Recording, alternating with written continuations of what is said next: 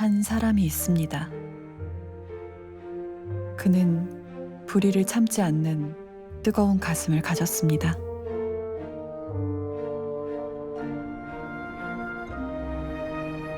한 사람이 있습니다. 모두가 받으려고 할 때 그는 주는 사랑을 합니다. 수없이 많은 사람들을 만나고 헤어지는 가운데 누군가는 그를 기억하고 누군가는 그를 잊어버립니다. 오래도록 기억되길 바라는 세상에서 잊히는 걸 겁내지 않는 사람. 세 개의 이름이 담긴 세 가지의 삶을 들여다봅니다.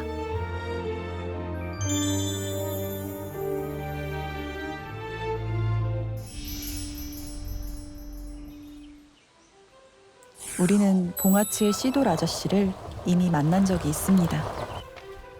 7년 전 그의 산중 일상을 기록한 건데요. 그와의 첫 만남은 강렬했습니다.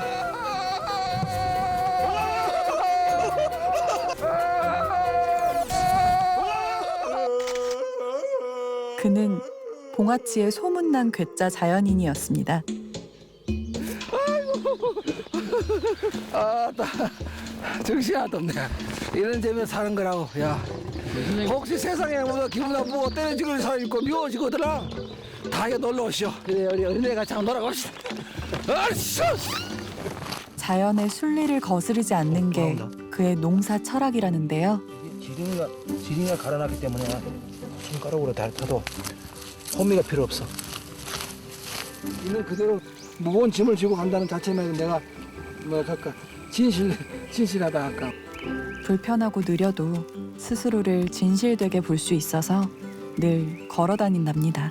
항상 그 아저씨는 마음이 순해가지고 항상 웃는 얼굴이고 누가 그 성질 낼지도 모르고 참 인정 싫었어요. 그 아저씨가. 그 아저씨가 없으니까 이 동네가 다 텅 빈 것이라. 어디가 있는지 알 소식도 없고.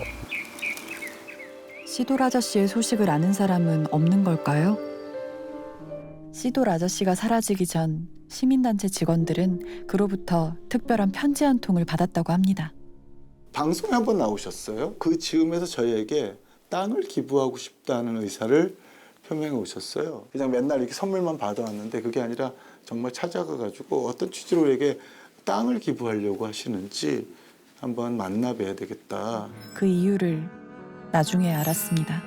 김시도 선생님은 일관되게 얘기하신 게 있어서 자기는 돈을 갖는 게 너무 무섭다. 활동가들을 위한 쉼터 또는 명상의 공간으로 만들고 싶다. 자신이 이곳에 없을 경우 그를 대신해 누군가 봉화치의 자연을 지켜주길 바랐던 겁니다. 땅을 기부받은 선례가 없던 시민단체는 그의 뜻을 고사할 수밖에 없었고 그 후 봉화치에는 빈집만 남았습니다. 봉화치 사람들에게 그리움의 또 다른 말이 된 그 이름, 시돌. 그에겐 어쩌면 미처 다하지 못한 이야기가 있는지도 모르겠습니다.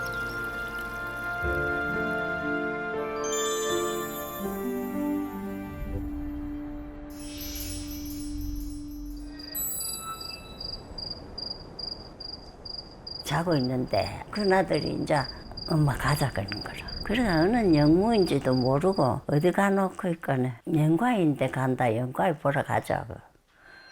경기도 고양에서 군복무 중인 아들을 만난다기에 경북 포항에서 길을 나선 분이 할머니. 가는데 보니까네. 그래 영과이가 죽었다고. 영과이가 왜 죽었노고 있거네. 영과이가 잘못한 게 아니고 옆에 사람이 잘못하니까네. 다 같이 벌을 받았는데. 아들이 기압을 받다 쓰러져 숨졌다는 겁니다. 오남매의 막내로 태어나 사랑을 듬뿍 받으며 자란 연관. 사람들 앞에서 노래하는 게 좋아 가수를 꿈꾸던 청년이었습니다. 아들 정영관 상병의 사망 직후 가족들에게는 이상한 일이 벌어졌습니다. 사복을 입은 광사 요원들이 이쪽 끝에 하고 저쪽 끝에 양쪽 끝에 도로가에서 이렇게 이제 승용차를 대놓고 우리 집에 오는 사람들 못 오게 그 조문객들도 못 오고 담띠 넘어가 들어와가 우리 며느리 방에 수마가 있는 거로 얘기하는 거는 우리 아들, 우리 큰아들이 외여고 와놓고 꺼내고 우리 집이 되게 살벌해서 사람이 아무도 못 왔어. 보안사 요원들의 상황한 경계를 뚫고 담을 넘어 집안으로 들어온 의문의 청년.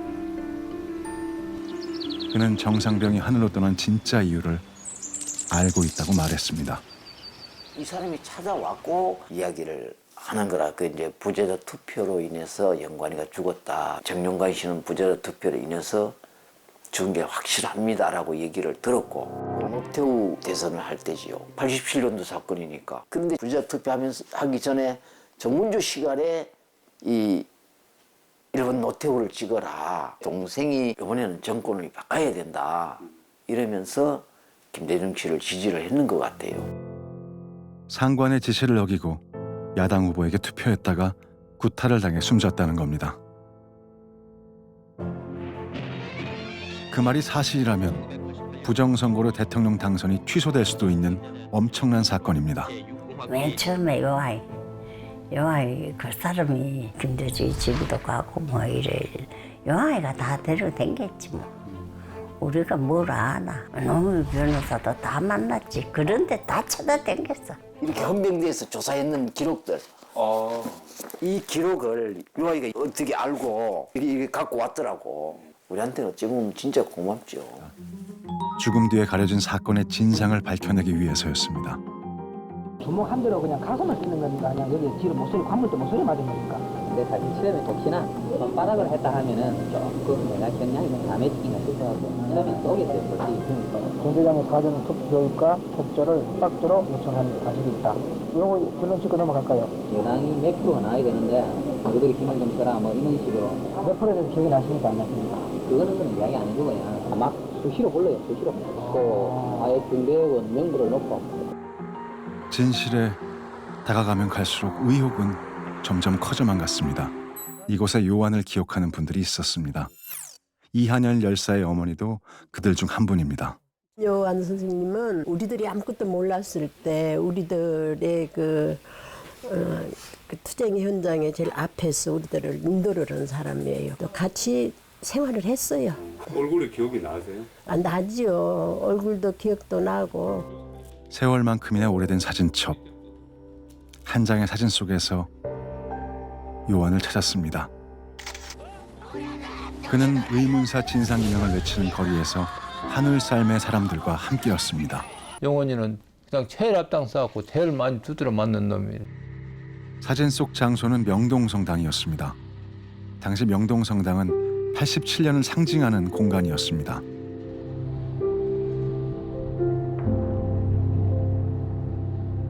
명동성당은 성지이기 때문에 감히 누가 체포를 못 하는 거야.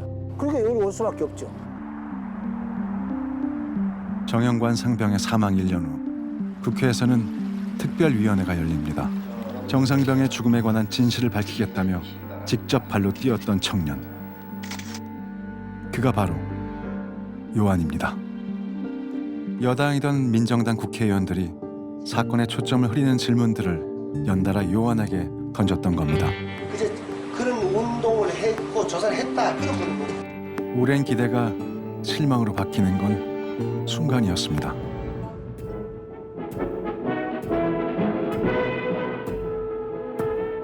아무 조건 없이 정당법의 규정에 따라 새로운 정당으로 합당합니다. 3당 합당으로 인해 전국이 여대 야소 상황으로 바뀌면서 정영관 상병의 의문사 진상 규명은 결론을 맺지 못하게 된 겁니다.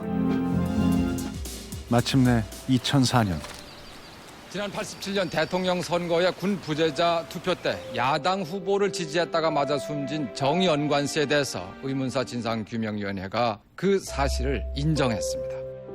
야당 후보를 투표했다는 이유로 정영관 상병이 구타를 당해 사망한 것이 진실로 밝혀졌습니다. 사건이 발생한 지 17년 만이었습니다. 그 정말로 눈물 나게 보고 싶다. 보고 싶다.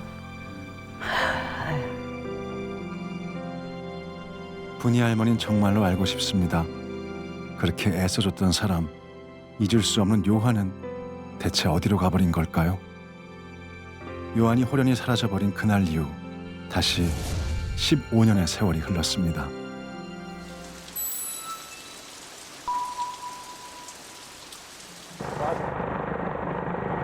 오늘 오후 6시쯤 서울 서초동에 있는 삼풍백화점 5층 건물 가운데 부분 50여 미터가 완전히 무너져 내렸습니다. 사망자 502명, 부상자는 900명이 넘었습니다. 부실 공사와 안전 불감증이 낳은 사상 최악의 인재였습니다. 그날 집에서 뉴스 보도를 본 고진광 씨는 참혹한 사고 현장의 모습에 가만히 있을 수는 없었다고 합니다. 방송 자막에 국민 여러분 지금 구조 장비가 있으면 삼풍으로 와달라고 그랬어요. 구조 작업을 돕기 위해 전국에서 사람들이 몰려왔습니다. 생명을 살리겠다는 일념으로 모인 평범한 시민들이었습니다.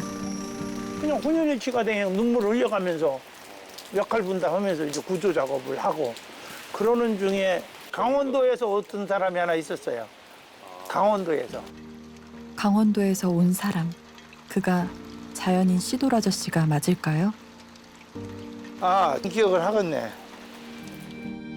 삼풍백화점 붕괴 사고가 발생하자 시돌 아저씨는 구조 장비를 배낭에 지고 사고 현장으로 한달음에 달려간 겁니다. 이분이 지금 뭐가 제일 눈에 선하냐면 순수해 보이는 사람이 구조 현장에서는 굉장히 강하게 매달려가지고 그 목숨 걸고 했어요.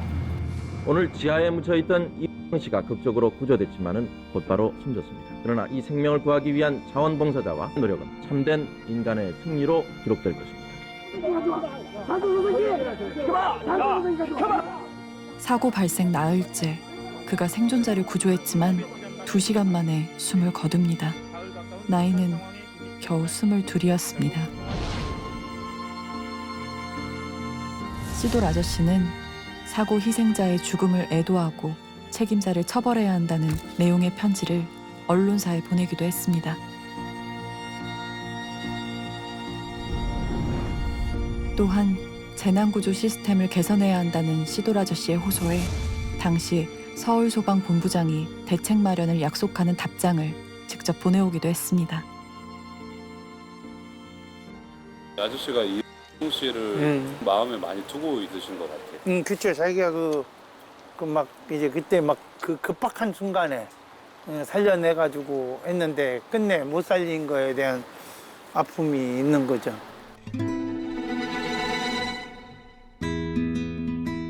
삼풍백화점 참사 현장에서 생명을 구하기 위해 애썼던 자연인 시돌은 자식을 잃은 부모님들의 지팡이이자 방패가 돼주었으며 정영관 상병의 죽음에 대한 진실을 밝혀낸 청년 요한이었습니다.